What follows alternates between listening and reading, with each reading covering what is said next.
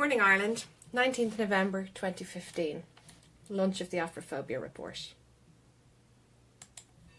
Is Ireland a racist country? Well, we've discussed attitudes to travellers in recent weeks. What about other ethnic minorities and races living here? Do they experience racism? Well, a report out today claims that Afrophobia, hostility towards Black Irish or Black Africans, is common. The report was commissioned by the group ENAR, European Network Against Racism, and its lead researcher is Dr. Lucy Michael, a sociologist at the Ulster University, who joins us now. Dr. Michael, thank you very much for coming in to us. How common is it? It's extremely common. I think one of the things that makes this report so devastating is that while we think of ourselves as an extremely welcoming country, and indeed a survey last week said the fourth most welcoming country in the world to migrants, that simply isn't true when it comes to people who are identified as black. What we've seen is pervasive, everyday racism, from online racism, attacks on people's Facebook or Twitter accounts, business web pages, to verbal harassment in the street, surveillance in shops by other customers as well as by staff, stalking and assault in the street, a whole range of issues, as well as in the report 22 assaults, most of which don't appear in Garda records. And while this report isn't an investigation of Gardaí responses, it's about how does Afrophobia, we're picking up the United Nations term on this, it's the International Decade for People of African Descent, highlighting these challenges. What we've done is just isolate the incidents that came into ireport.ie, ENAR's reporting system, and we said, is there a consistent pattern in the experiences of black people in Ireland? And what we found is yes, and it's stark.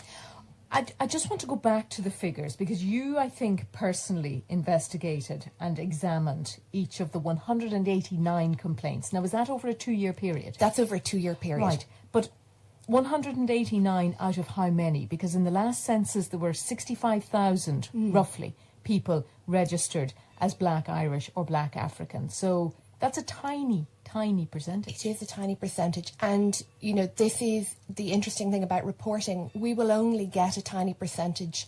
ireport.ie has not had a huge amount of publicity, but it's had significant impact in some areas, and ENAR are working hard to roll that out through a range of organisations and their network members.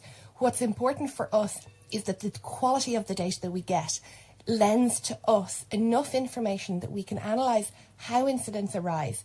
What's the experience of victims? Who are perpetrators likely to be? And are there ways in which those incidents can be prevented?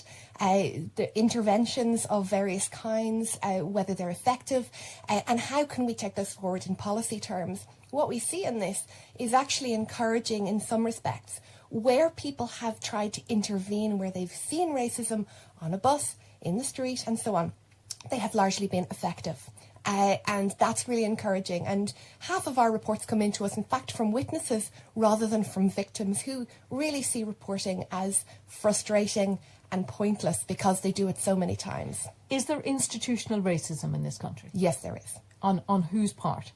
We have documented racism within public services, within social welfare offices, within Gardaí, within housing, county councils, a whole range of institutions. Small numbers in this sample. How is that demonstrated?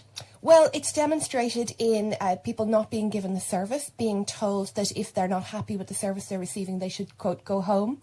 That's persistent. Gardaí refusing to accept or record racism as part of reports that are given to them, or being late to the scene of incidents, allowing perpetrators to walk away from the scenes while they talk to the victims, very often focusing the attention on the victim rather than the perpetrator, so really making the victims feel that they are under further surveillance. So what we're seeing is essentially a culture of resistance in state institutions, where they do not want to, it seems to me, they do not want to take up the responsibility of pushing racism out of these services. Okay. Thank you very much indeed for coming in to talk to us about your report this morning, Dr. Lucy Michael, sociologist at the Ulster University and lead researcher on that report commissioned by European Network Against Racism.